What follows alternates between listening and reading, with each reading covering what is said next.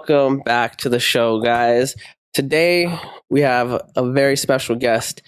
This man has dedicated his entire life to Jiu-Jitsu. He's also a rapper, actually. And M.M.A. as well. Yeah. And Jiu-Jitsu, M.M.A. He's a rapper. Father. He's literally taught me everything I know about Jiu-Jitsu, like pretty much everything. Yeah. Welcome to the show. Thank Legacy. you, bro. Thank you. What up, everybody? It's a pleasure to be here, bro. You know, I support you. You know, I want to see you. I want to see you thrive. I want to see you be successful, and anything I can do to help to be a part of that, I'm gonna do it for you, bro. Because you my man. You the homie. I appreciate Legacy, dude. Yes, sir. You already know, dude. We all fam, dude. Yeah, I've been watching your stuff, man. You're getting better and better. That's what it is, man. I feel like, you know, for me too, it's kind of like the same thing. You know, I've been starting mine, and I've been having all kinds of little hiccups, but you got some motion on yours though, dude. Yeah, you got some motion, dude. It's going well. It's going well. Thank God. You know, it's fun. You know, like I didn't, you know, to tell you the truth, Mo, I was supposed to be doing this a long time ago. Yeah, I was supposed to, like, I have a couple people around me back in the day, probably like I want to say at least 10 years ago, that were telling me you should be putting your stuff on YouTube. You should be doing tutorials, you know, you get out there more. And I kind of was like, I kind of overlooked it, you know. And the same thing, like, I overlooked it with the rap too. I got a lot of albums, but I never like cared about doing music videos and stuff. Yeah, or like small mixtapes or anything. Yeah. So I mean, I should have been doing this already for a while and doing, you know, more videography stuff. Got you. You know what I'm saying? Like music videos, like being out there more. I could have been doing this 10 years ago, but I didn't listen. Yeah, I didn't listen. I feel like we all gravitate towards the art for like a little niche, you know. Like for me, dude, it's just like I like editing shit, and I just started a podcast because my boy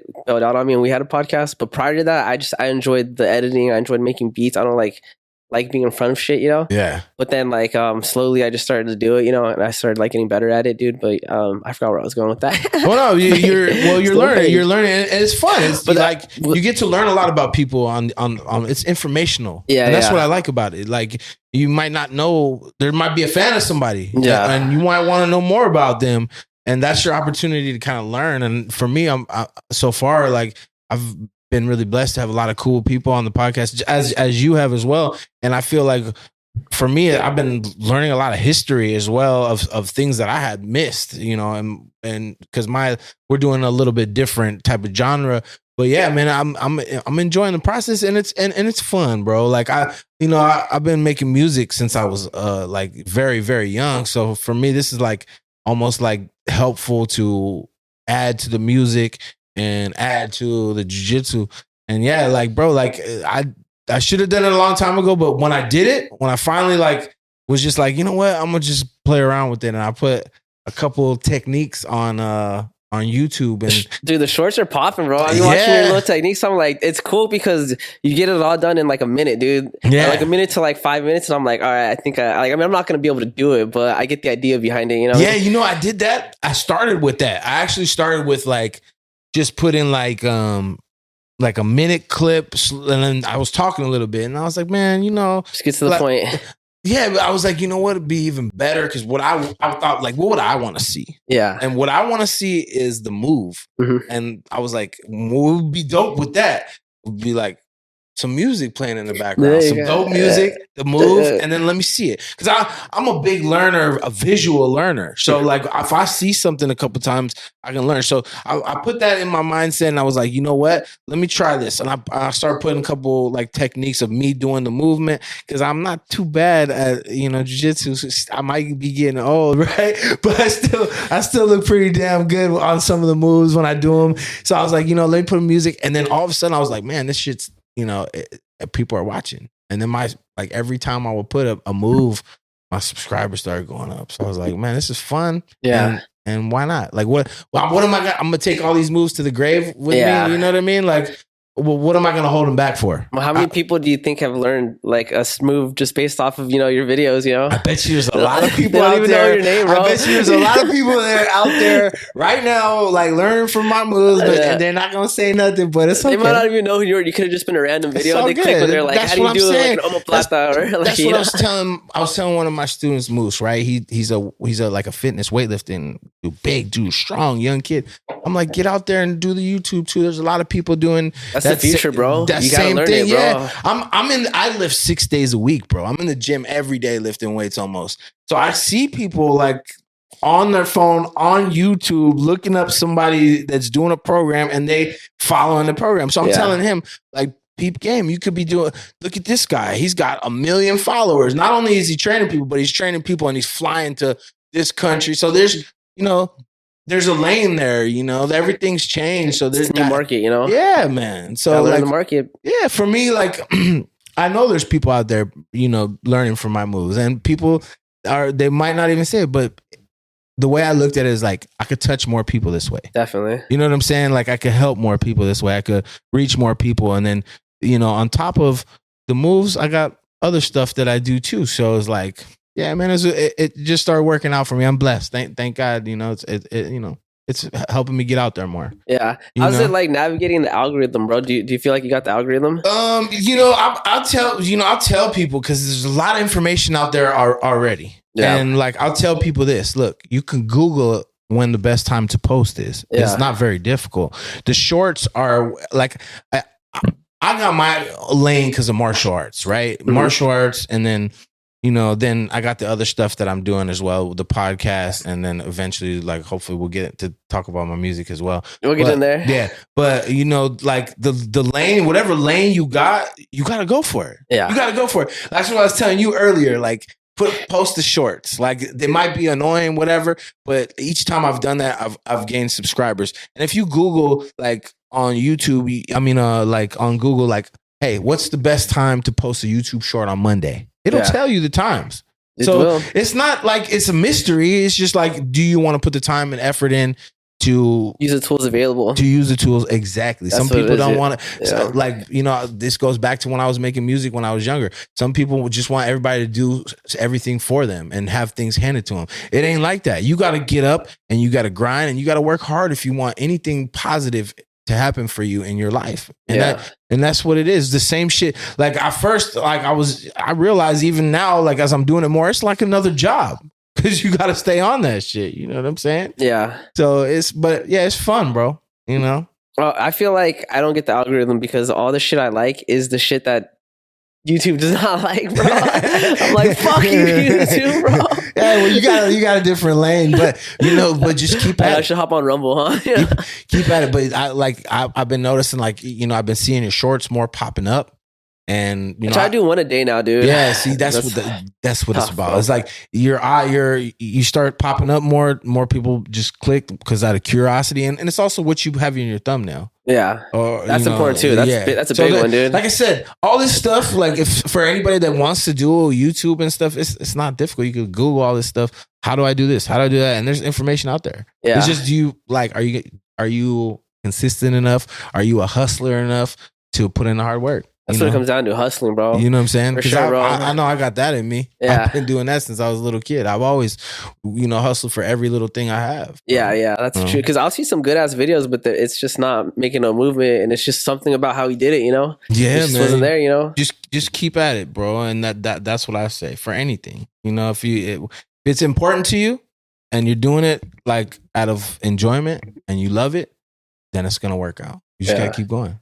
So let me ask you this, dude. Yeah. Let's take it back, dude. We talked about some random YouTube stuff, but yeah, man. What got you started into jiu-jitsu, man?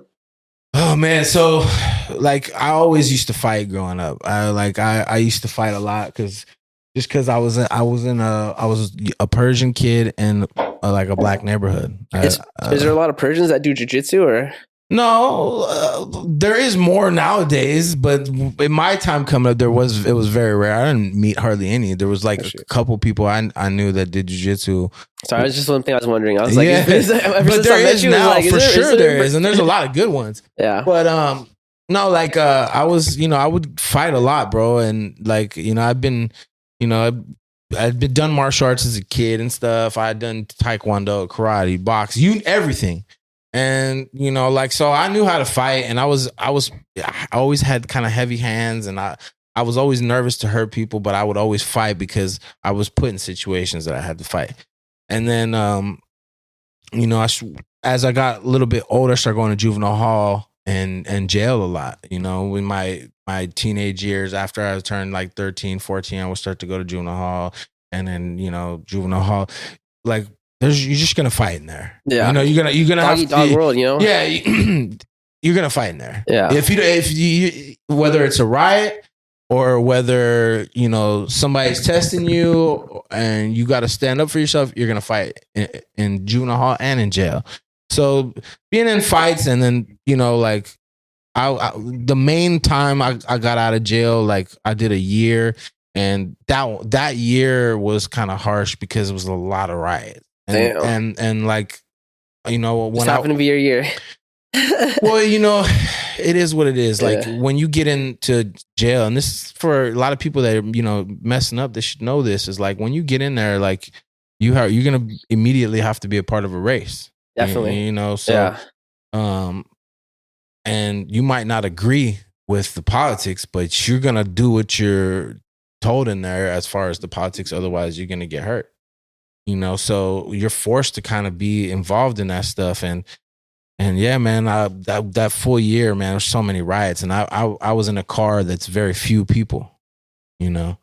And who do the Persians go with? They go with the brothers and others? Or I was from a black neighborhood, you know, and I, you know, so for me, he's with the brothers. I was with the brothers. Yeah, boy. Respect, you know, and they were my friends. They were my family. They were the people I grew up with on my street. They were, you know, like I eat lunch with them, and like we go to school together and walk home. So for me, these were my close friends, you know. So when I was getting ready to go do time, of course, everybody thought I was a Southsider. So all the homies would I thought you were Mexican when I first met you, dude. Yeah, everybody did. I was like, so cool. all the Southsiders would come like, "Hey, you a homie?" I'm like, "Nah, I'm black." That's what my homies told me. Tell me black, and you know, tell them where you're from, and that's it. And so, yeah, man. So I got to really see, like, you know, a lot of racism in there, a lot of fighting and stuff. And then, you know, I got out. And then I violated probation and went back again. And it was that time that I went back that I was like, man, this is out. Because when I was in there for a year, bro, I saw a lot of people get out. They would get out, they come back, get out, they come back. And in my head, I'm like, I can't wait to go home. This fucking idiot does not, he doesn't care about his life. You know? And then when it was me that it happened to, and I was back there, and I remember I looked in the county. They have these mirrors that you can't see yourself in. You know what I mean? They're like scratched on and tagged on. Yeah, but you can kind of see a blur of yourself. I remember looking, I could kind of see myself, and I thought, damn. And I remember seeing the orange jumpsuit on it, and like looking in the mirror, I'm like, damn, you're that guy. Yeah, and I was back, and that was it for me. And that time. Like, I think they offered me, the other times they never offered me a job. Like, but this time, like, I think I was 2 weeks in, and this time I was only going to do 3 months for violation. And when I was doing the violation, they asked me, "Do you want to work?" And I was like, "Hell yeah!" Because when you work, they take you out. You're not sitting around. There's less bullshit to deal with. And you get favors, bro. And then they move you to the workers' dorm. Yeah, workers' dorm. So workers' dorm are a bunch of people that want to work, and they don't want to be involved too much in the politics and all the bullshit. So when I moved there, it was like cool, and I worked, and I would clean the offices and shit inside of Theo Lacey in the. Oh, you went to Lacey, bro? That's. Every time I did time, I went to Maine. Maine was the worst, dude. I hate Theo Lacey, man. It's disgusting. That place is disgusting. But yeah, so like, yeah, I did that 3 months, and then when I got out, bro, that was it. I was like, you know, like I'm not coming back here no more. And I went and I moved. That time when I got out, because I was living in Santa Ana my whole life, pretty much. And then my parents had moved while I was locked up the second time, and they had moved to Palm Springs. So I moved out there, And I moved out there, to get away from my friends, get out of trouble, start to change my life because that's what I wanted to do. I didn't care about that anymore. And I had been rapping since I was 12, and I had started, this whole time I'm rapping and I'm trying to do stuff with my rap music. So I'm like, you know what? I'm gonna go to Palm Springs. I'm gonna start doing my thing out there. I'm gonna start working on my music because I was getting pretty good. And yeah, bro. So we moved to Palm Springs, and that's like, kind of where I started to do my music and stuff. I made some CDs. I know you asked me about how I got into jiu-jitsu. No, let's just go. Just take it back. It's part of the story. So I'm selling CDs and stuff, and I start selling CDs in Palm Springs. And then as I'm selling CDs, I start to want to get in shape, and I start boxing again and moving around because I used to box when I was younger. So I start boxing and stuff, and just to work out. And then I'll start watching the UFC. And when I started watching the UFC, I see some submissions and stuff on there. I'm like, what the fuck was that? That was crazy. I was like, man, that'd be cool. I want to learn how to do that shit. And just by chance, like a few days after I see that, like I'm watching and I'm paying more attention because I had seen these UFC things before, but I just didn't pay attention. I didn't give a fuck about, the stuff at the time was important to me. But after being in all these riots and shit like that, it was like fighting was a little bit more, like in my life. It was in my life again. Yeah, it was like all the time. Like, okay, got to be on. How old were you at this point? I think I was like 20, 21. 20? Okay. Yeah, around. I was very young. I was very young because I'm about to be 43, and I've been doing jiu-jitsu 19 years now. Damn. Yeah, so I started when I was 24. But yeah, so I would say I think I was 21, 20 when I did the year. I moved out to Palm Springs a couple years out there. I was selling CDs, and that's when I started doing, as I was selling the CDs, I started working out. And then one day, right after I pay attention to those UFC fights, I'm selling CDs in this parking lot in Cat City, and I see this car pull up, and it's got tap out, like gigantic sized on the side of the truck. Yeah. And when I saw that old school M.M.A. days, bro. Yeah. And that word was like, you knew what it was. Like, so everybody had the shorts and t-shirts and shit trying to look like a fighter, right? What was those guys that owned it, dude? What was their names? Do you remember their names? Punk Ass and Tap Out. Yeah. The dude, one of the dudes, I think he was drunk and he killed himself, or he crashed his car on Jamboree in Irvine. Oh, what was that? Yeah. I don't remember exactly what it was. I mean, Smoothie might be able to look it up, but yeah, one of the owners of the original Tap Out dude, he was driving like a Ferrari down Jamboree, and told Mask. There you go, Mask. Shout out to condolences to his family and all that. But yeah, Mask. Mask. They were good dudes too. The whole Tap Out crew, man. They're part of the culture, bro. They push that thing, dude, man. Back when it was when you're partying, you living that lifestyle, man. You're driving Ferraris 100 miles an hour down Jamboree.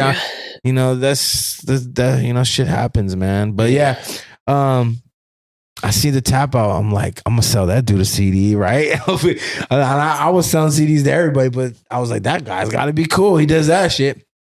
So I pulled up on him, and I sold him a CD, and I was like, hey, at the end, I was like, hey, bro, where do you do that stuff at?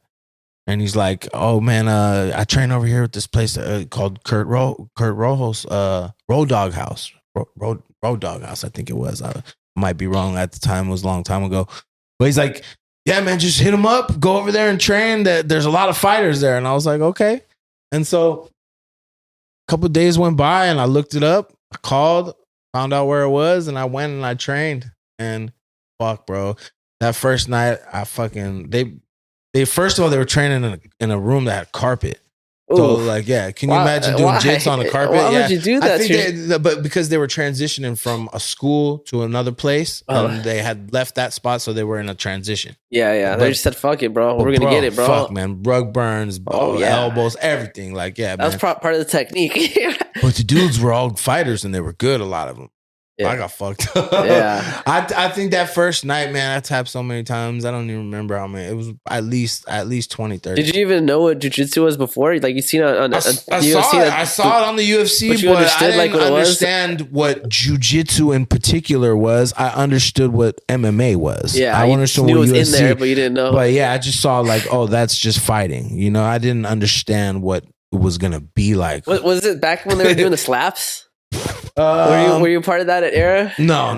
That was before? No. That's that. Yeah, that's like pancration. Okay. That's like but that's like old school, real old school. I say we should bring it back. Let's make it new school, bro. They actually have combat jiu-jitsu now where they slap the shit out of each other, bro. I like that, bro. I like that. I can't do. I would never be able to do that because if you slap the shit out of me, I'm gonna punch you in your face. Like, fuck the slap, yeah, you can't slap me, man. I'm put hands on you. We're gonna be fighting. I couldn't do that. To me, getting slapped is almost worse than getting punched. You know, I've seen people like palm each other. Yeah, dude, you can fuck people up with that shit, bro. You can generate some heavy strikes with the U of your palm. Yeah, 100%. I seen some dude getting armbarred and he just was like, bah, bah. And it's a good way to set up submissions and stuff. Like if you don't want to hurt your knuckles and stuff, like it's actually, a smart way to open make them move around to where they start bringing their hands up to defend and then dive on a submission. I respect it. Yeah. But yeah, man, the dude told me, and bro, like I trained that first night and I remember driving home, bro, like they had choked my neck so many times that I was fucked up and my neck was hurting and the car just all of a sudden I was like, oh shit, I'm about to throw up. Fucking pull my shirt up, just start throwing up in my shirt. I threw up 3 times on the way home, and then finally just what a great drive home, dude. Fucking terrible, right? I get home and I get in the shower and I put a hot shower. My neck's all hurting. I'm thinking, and I'm under there. I'm thinking I gotta get good at that shit. That's just if I knew how to do that stuff, I'd kick anybody. You're sold. I was like, I'll be, because I already knew I wasn't afraid to throw hands with nobody, right? I fight like almost 100 people a couple times, like in these riots. Kumite right there. Yeah, bro. Like it's like from everywhere. It's fucking nuts, right? But I wasn't worried about that. But I was like, man, if I knew how to do that, that jiu-jitsu and like hit somebody on the ground, like man, that's a big advantage to have in a fight. So yeah, man, I sold the CDs a couple more days too, and then I ended up running into another dude named Gilbert that's, my black belt now. And he gave me a flyer to another gym. And the other gym was called Palm Springs Jiu-Jitsu and M.M.A. And I called the dude. His name was Ramon. Ramon, rest in peace. He actually got murdered. Oh. Yeah, bro. He got murdered in front of his house, bro. Oh, that's terrible. Fucking crazy story, man.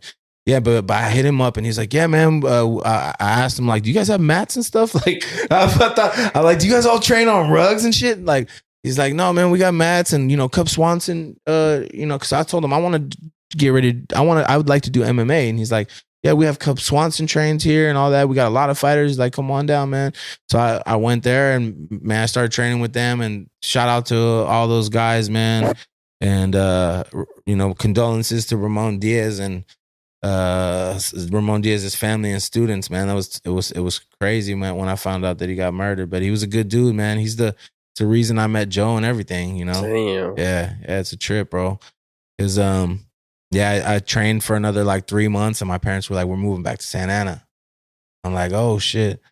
Like, and that's how you met Joe, or you met Joe? Yeah. So my parents like, hey, time's up here. Like my parents kind of moved there to help get me out of trouble because they didn't want me to be in Santa Ana. It's a good move, dude. Yeah, and it helped because I changed my life around over there. I started doing all positive stuff, and it's also because I wanted to do that anyway. Yeah, that's where you started rapping too. My homeboys, like were not telling me to like get in trouble anymore. At that point, they were telling me to chill out.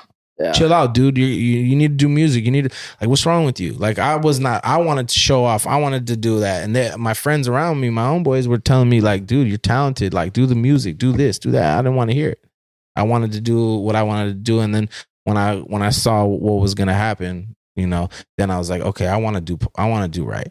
So when we moved back here to Orange County, I was like, man, what am I going to do? And I wanted to keep training, bro.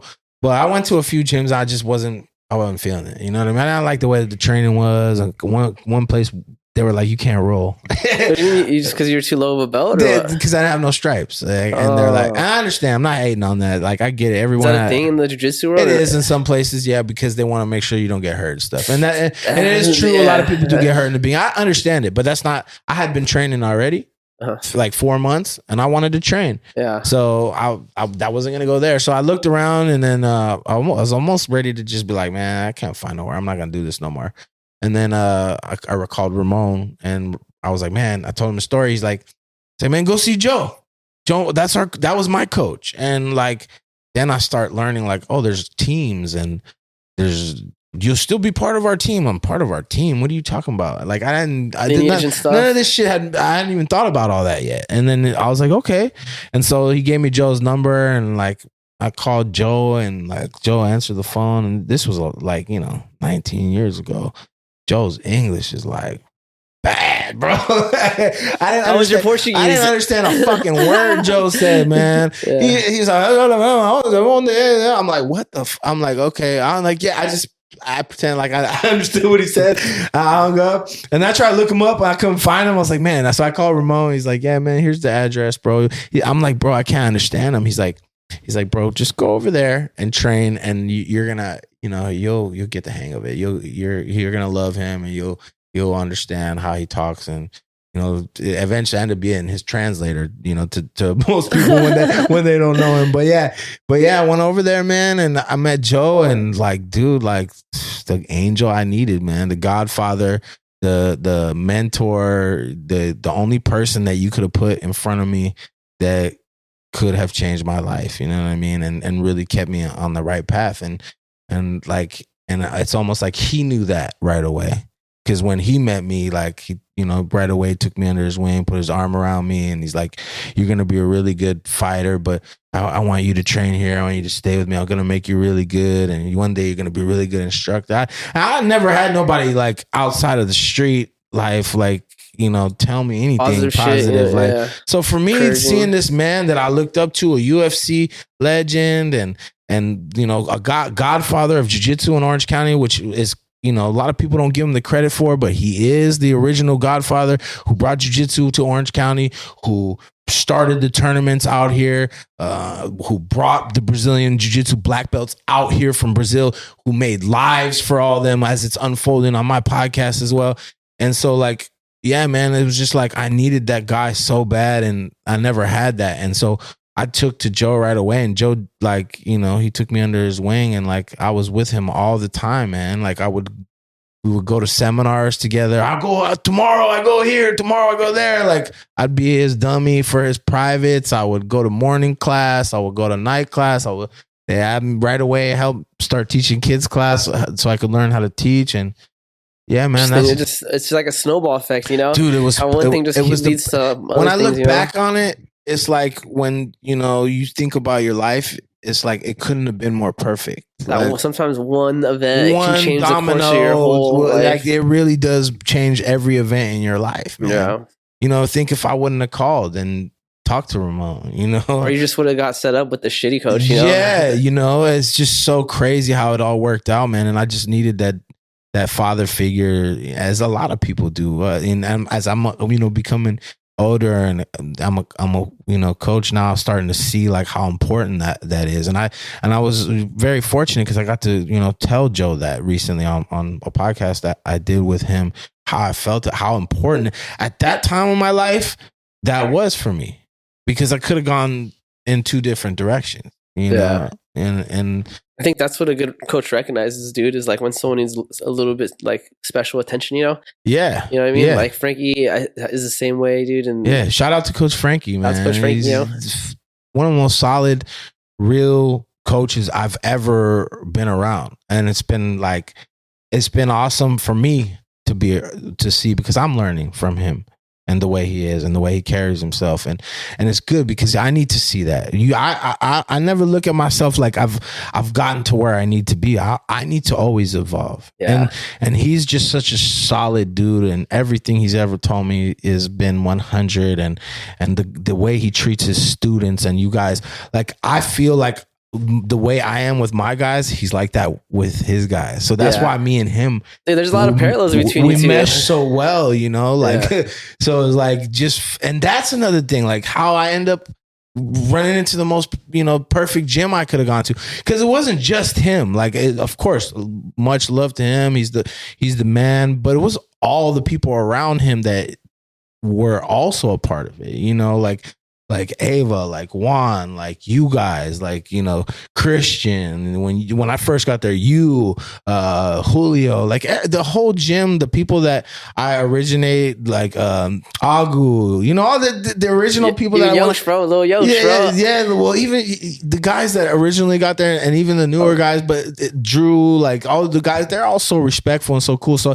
it's just been a crazy thing for me to see as well, like another coach. But yeah, you know, Frankie reminds me of that type of individual as well. And, you know, I'm hoping that I'm like that for my students as well.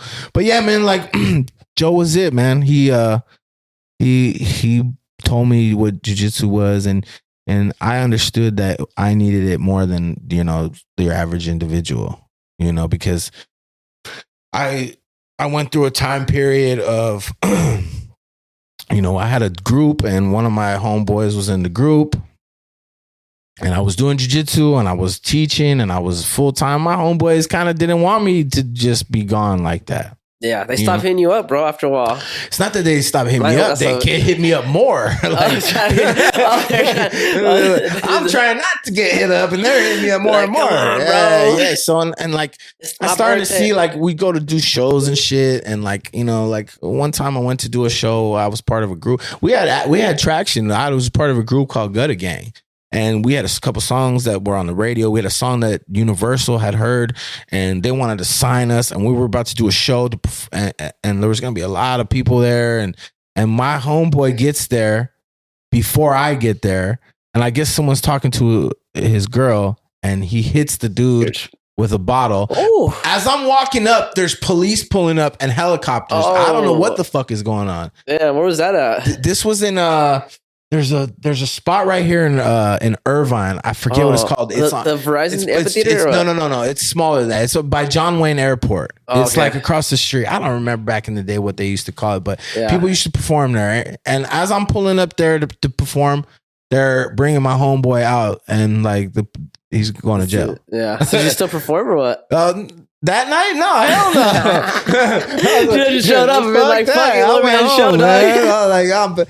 Oh man, like this is crazy, man. So it's like, I'd have been like, opportunity, dog. So it's like that type of shit just kept happening, bro. And like, you know, and then, you know, I end up, you know, one night I end up going out, and then, you know, we get into a situation, and, you know, like I'm gonna end up getting stabbed and stuff. And I had been shot before, you know, when I was younger, and I had been shot at before because of the life that I had, the area that I lived, and the people that you associated with. This was in my young age, you know, and I really didn't have a choice. This was like where I lived, you know, friends and stuff, and you know, it was what it was.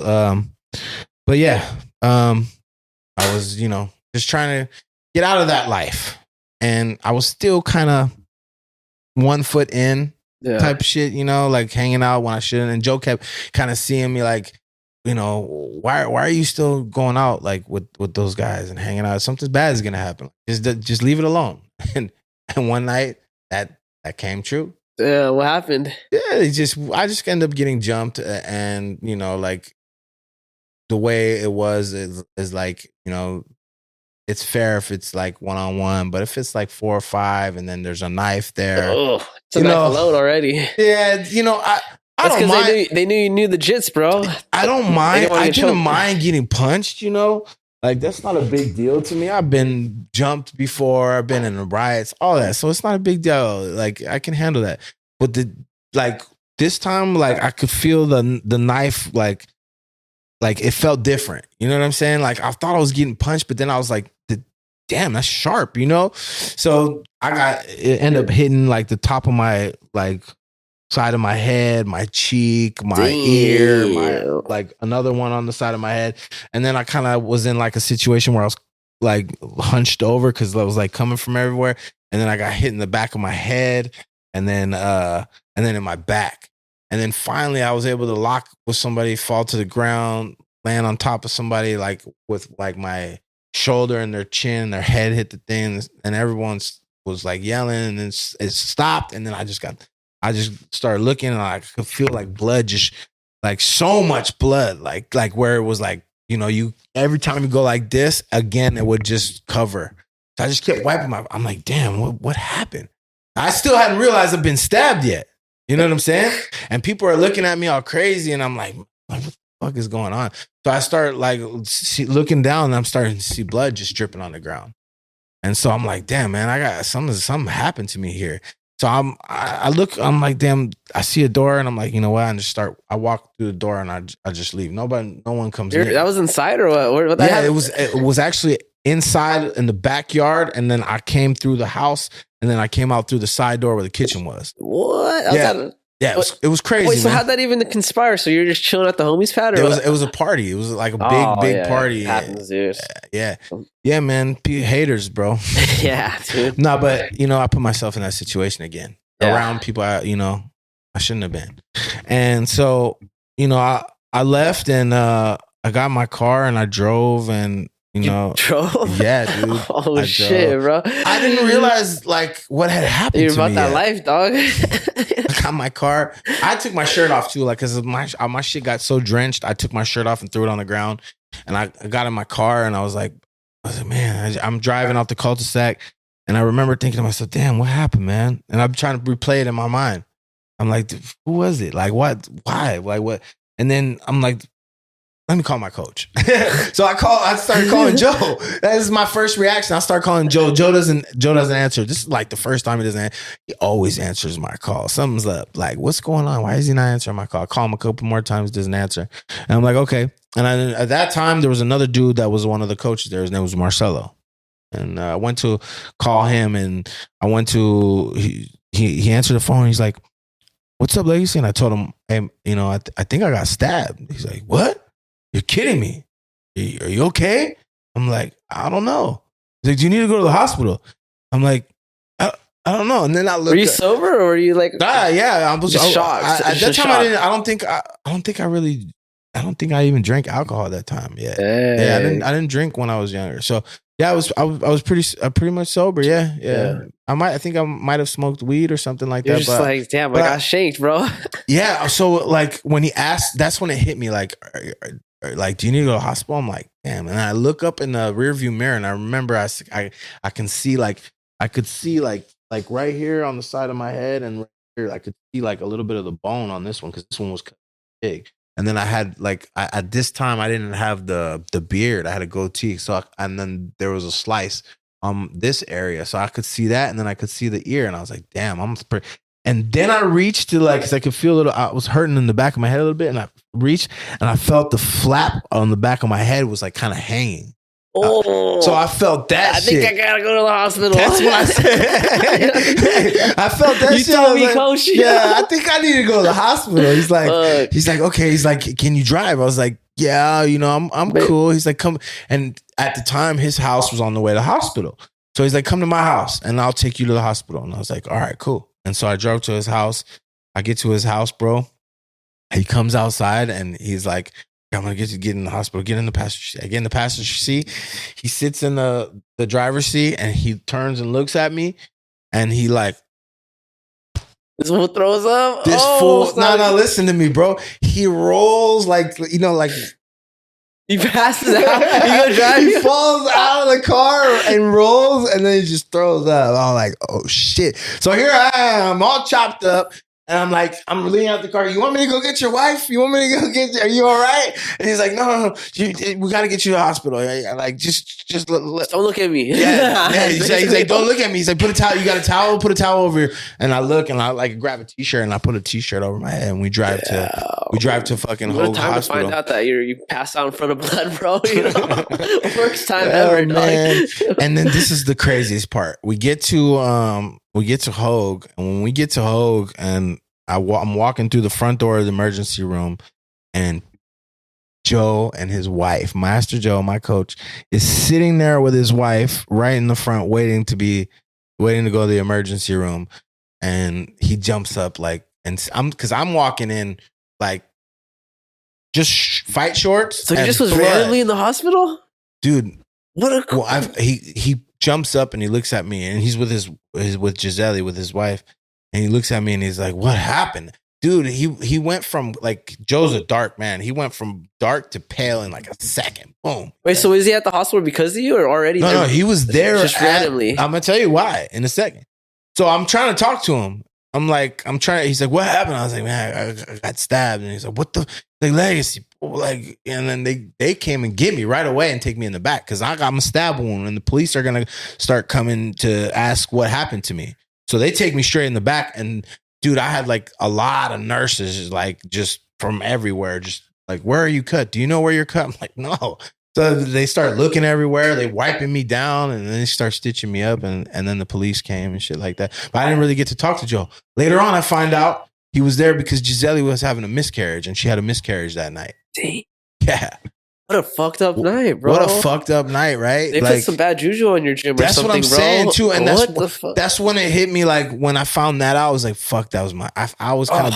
I thought to myself, like, damn, like, I didn't listen to him and look what happened.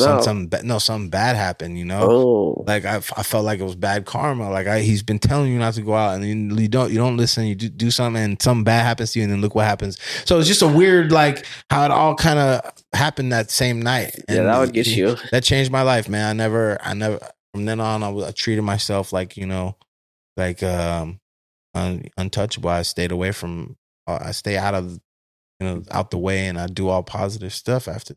Yeah, definitely. Was that before it's not that scared me because I'm not scared of nothing, but I realized at that moment, like, man, like, it's not worth it. It's just not worth it. And, you know, I have action to do positive things, and you know, I'm letting people down, and to see the look on my coach's face, like, I was like, man, that, you know, I don't want him to feel like that. And he was, you know, that was the night that I fully committed to martial arts, and I was like, man, that's it. This is gonna be my life. This is not gonna happen to me again, bro. You know, so yeah, man. After that, I just dove all in, man. No more, you know, I became, you know, I had Layla, and, you know, then I had Zach and Mackenzie. And I was going to ask if that was before you had kids or. No, Layla was born already when that happened. Yeah, Layla was, I don't remember. She was very, very young, but I think she might've been one when this happened, something like that. But yeah, man, I was like, that's it. It's time to be a man. It's time to stay away from situations like that. It's time to be the martial artist that you're supposed to be, and to live the life, bro. Yeah, man. And I'm actually glad all that happened to me, and I'm not ashamed of, you know, I talk about it openly. You know, I'll admit, you know, when I first thought about, like, back in the days, like, I always kept my Instagram and everything private too, because I don't want people like, oh, you got in trouble when you were younger, and I was always worried about that because of the martial arts, you know. But I realize as I'm getting older, like, that's actually a good thing. And I'm not afraid of it. I'm not afraid of people knowing that I've been in jail and gotten in trouble, and I've fucked up and made mistakes when I was younger and been in that life, you know, because I think I learned from it, and I wouldn't do any of those types of things now. And I wouldn't let any of the people around me do those types of things.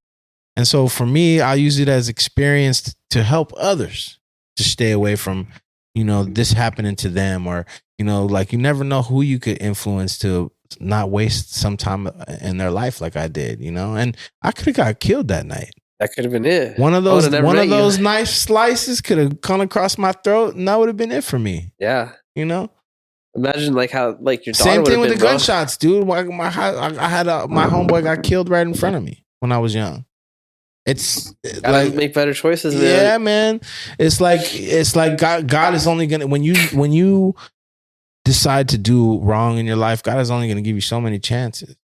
Yeah. You know? Some people don't believe in God, but, you know, like, I do. You know, and when you keep asking for trouble, when you keep looking for trouble, you're gonna find it. Yeah, it's gonna find you. Well, I just feel like the environment you put yourself in becomes the life that you live. 100%. So it's like, we all have a choice, dude. 100%. Yeah. So that's why, you know, getting into jiu-jitsu just completely changed my environment, man. And like, the people in the gym became my family, my friends. I still talk to people I started training with, you know, and then, you know, like, you look back and it's like, these are people, you know, these are the people you wanted to be around. These are the people that you wanted to be. Now, as I get older, those are my only friends. My students are my friends. You know, the people at the gym are my friends. These are the friends you want to have. These are the friends you can count on when some shit goes wrong in your life. They're not going to come tell you to go do let's go do some drugs or let's go get in trouble, you know? They're going to tell you something positive for you. They're going to try to, if they got your best interest at heart, they're going to tell you something that's good for you. Yeah. At least if you whether it hurts your feelings or not. At least if you go to like a good gym with like coaches that care, bro. Because, you know, some gyms are like that, bro. I've been to gyms where if they just go to train, you know, they don't have that like communal, like family. Oh, yeah. Well, that's on the coach, right? If the coach has no, like, if he's in it for the money, then it's obvious to see. Yeah. Then there's no relationship. There might be relationships with a couple people, but then it won't be like me. Like I'm different, man. I come in the gym. I'll walk across the street, not across the street. I'll walk across the mat and say what's up to everybody. Yeah, to everybody. Dude. Like, cause you know what? I'm humble. I don't care. I'm not nobody special. I'm the same like you. I'm another guy in the gym that needs the gym just like you do. So when I go there, I go shake everybody's hand, give everybody a hug. It's my family. It's my play. Do you feel that like the person that gets driven to martial arts is generally the person that like goes through things like that, you know? You know, it's funny because last night I interviewed like the world Muay Thai champion, and he's like, he had a perfect childhood, everything else. Yeah. Wow. You get those up. Why did you get into the fight? You do get those up, but I feel like the catalyst for like someone that indulges in martial arts as like a lifestyle, I think it's because their old life was like just something that kind of shitty. I think there's to be honest, a lot of different reasons. Could be from bullying. Yeah. Could be for fitness. There's that too. It could be for self-defense. There's so many positive reasons for them to go. It could be for being social, you know, and not necessarily. Some people, that's their social life, bro. You know, some people don't want to go to the club and drink, and that's not what there's. You know, they don't want to go to parties and stuff. That becomes their social life, and then it's good for mental health. Definitely good for that. You know, for sure. Like especially if you got a chip on your shoulder. Yeah. If you got a chip on your shoulder, the gym will knock that chip off your shoulder. Especially for kids, dude. For kids, especially, bro. You know, especially in our gym, if you come in a chip over there, you're gonna get that chip knocked out. So let me bring it back real quick though. Yeah. So while you were going through this whole jiu-jitsu journey, when you got stabbed and all that, were you still rapping, or did you feel like you had to pick one? The rap never stopped, bro. I've been, you know, like I've been putting albums out since I was 12. Bro. Did you ever feel like you had to pick one, like you were? No. You know, that's the beauty of it, right? Because rap was my first thing from from very young, from 12 years old. I knew I wanted to rap, and you know, I've done it. You know, I've had this. I'm working on my 10th album right now. You know, shout out Legacy's album. Yeah, Persian Legacy. Yeah, check me out. But yeah, like, you know, no, I never stopped. The whole time since I've been 12, I've been working on my next album. 12? Yeah. Damn, yeah, man. I used to make I used to make little mixtapes. When you first when they had what's it called, Acid. I used to have a computer, like the old school computers you could record on these programs called Acid, and yeah, man, I would record on a fucking karaoke machine if you let me, bro. I've done that. Dude, man. I knew what I wanted to do at a very young age, and I did it. I learned. I didn't know how to rap, Mo. I suck, bro. Like, I suck. That's one of those things you just learn on the job, bro. You know, dude. I used to write like you know what I mean, like just rhymes, not with no beat, you know. And like I would always say I'm a rapper. I knew of my homeboys that would rap, but I would never like rap with them. I pretend like I was, you know, I had my own thing going on, right? So one day they're like, yeah, like you should bring Legacy to the studio, like, because my older homies, they had a studio, and they brought me over there, and then I remember they put a Damo. I had a homeboy named Damo, and he's signed to Joe Moses. He's very good, bro. In my opinion, the best rapper from out of Orange County ever. He never he never had the hustle with it. Like, he never got his stuff out the way he should have, right? But yeah, man, they played me one of his songs, man. I like looked for the exit. I was like, where can I walk out of here? Like, because they wanted to hear me rap now. Yeah. Nah. But man, they heard me rap. They laughed at me a little bit, and then they taught me how to rap. That's what's up, dude. They taught me how to rap. Like with Joe, dude. My homeboys, these dudes, man, like they like as bad as sometimes people in bad places get a rap for. These dudes love me. They treated me like a family member. They always told me to do positive things. They taught me how to rap, bro. They taught me how to be on beat, how to write bars. When I was starting to like get songs, my homeboy was, the one that, let's press up CDs, go sell CDs. And, they got me on all that stuff. So if it wasn't for them, I wouldn't have been gotten anywhere with the music either. So it's like everything comes around to the people around you that help you to do things. But yeah, so like, the whole time, man, I've never stopped making albums. And even though now like the streaming is different and like the money is different, I have albums online, but like I'm always still working on an album, like I don't just drop singles. I'm like, okay, I'm working on this album. I'm just used to the old school way. Yeah. But no, I never stopped. And, like that for a long time, that's what I did, bro. I used to sell CDs in the streets. That's how I made a living. Yeah. Now it's MP3s. Yeah, man. I used to sell MP3s. Towards the end, people, when I was trying to sell my CDs, people were telling me, I don't even have a CD player in here, bro. What do you want me to do with this? I'm like, man, play it at the house. Put it in your computer. How was that whole transition going from like CDs to MP3s? Dude, well, like I got to what happened was like I was selling CDs till I got to a point finally where I was able to make money off of my royalties and martial arts to where it was taking care of me. It would take care of my living where I didn't have to sell CDs anymore. I'll be honest, I made a lot more money selling CDs on the streets, bro. You know what I mean? Because I looked at it like a job. I treated it like a job. I would make $250 a day every single day. And when they didn't have cash, I would take Venmo, I would take PayPal.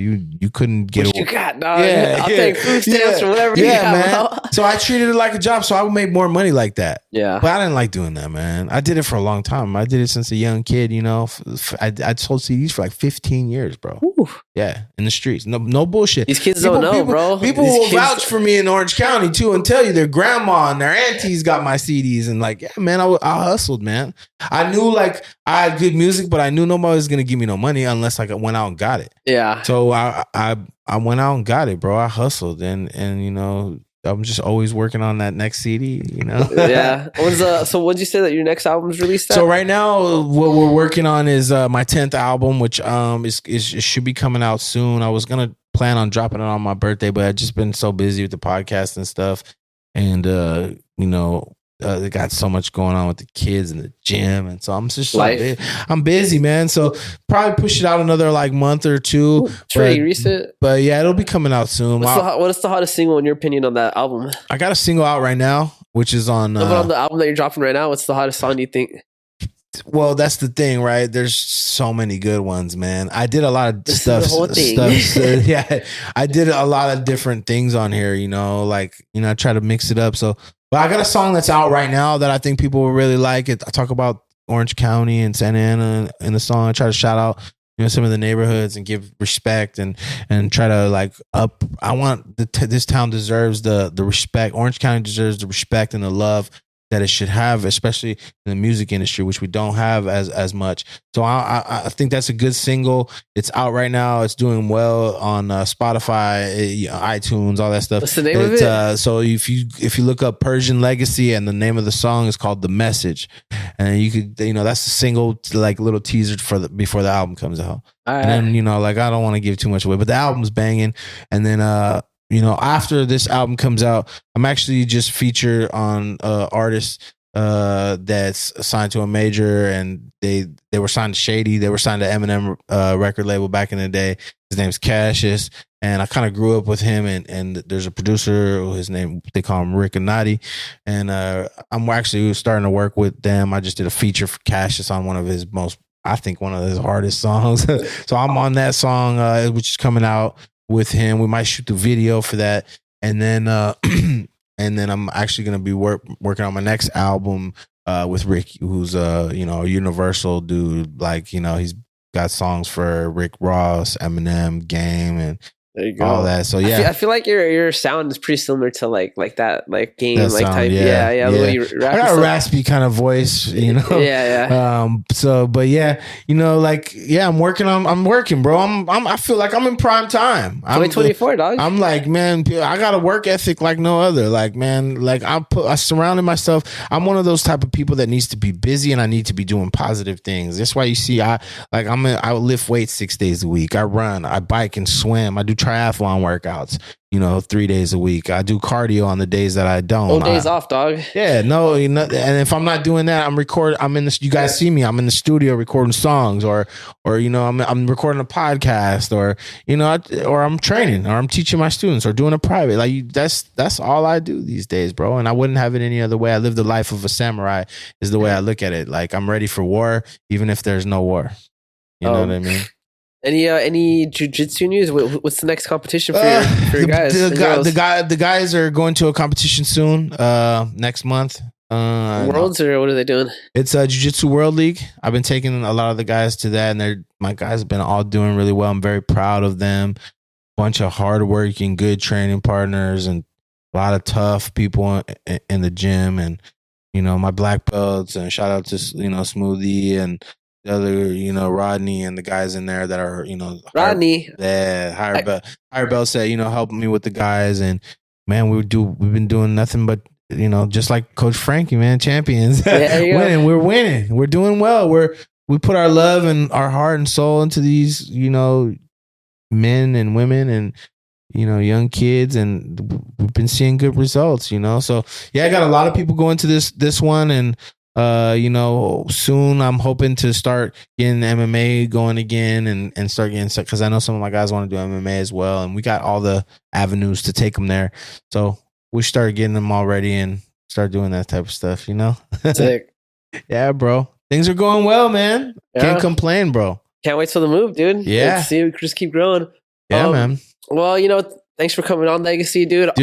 Honestly, like, I think one of the things that highlights a good coach is just someone that actually like takes the time to learn their students, like be in their life, not only just teach them the technique and fighting, but actually like teach them how to be like a good person, bro, how to just like approach life, in a more positive way, and I see that in you, dude, just like I see it in Frankie, which is like, I think one of the reasons why me and you got so close so quickly, Absolutely. I just vibe with that type of shit, Absolutely, brother. I appreciate that, and that's the way it should be, in my opinion, because that's what I had in a coach. Yeah. And and I'm glad that you have that same relationship with your coach. And, I would love to, get back on the mat and train you some more together. I know. I've been wanting to go back, dude. Yeah, we'll make it happen. But that's what it's all about, bro. You gotta make the time for it, though. You're right. It's just an excuse, dude. Yeah, that's what it's all about, being a good human being, being better every day, being there for people. You got one life, and if there's one thing that you can do is help people, and that's what I've been blessed to be able to do. So thank you. That means a lot to me, and that's what the rest of my life. I always tell people, like, when I die, I want to be buried in a gi.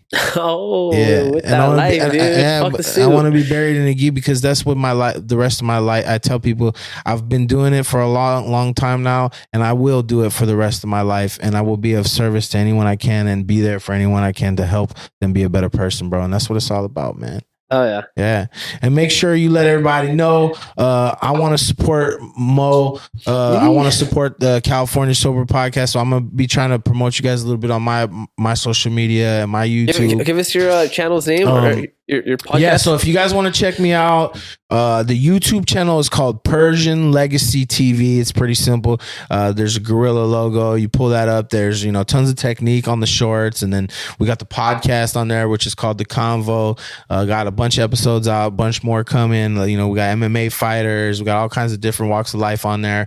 And, yeah, man. Then Persian Legacy on, musical platforms. And, my Instagram is Legacy Jiu-Jitsu and MMA, which is JIUAND MMA. And so, yeah, Legacy Jiu-Jitsu and MMA on Instagram. And the YouTube is Persian Legacy TV. Check us out, man. And a pleasure to be here, Mo. Thank you for inviting me, bro.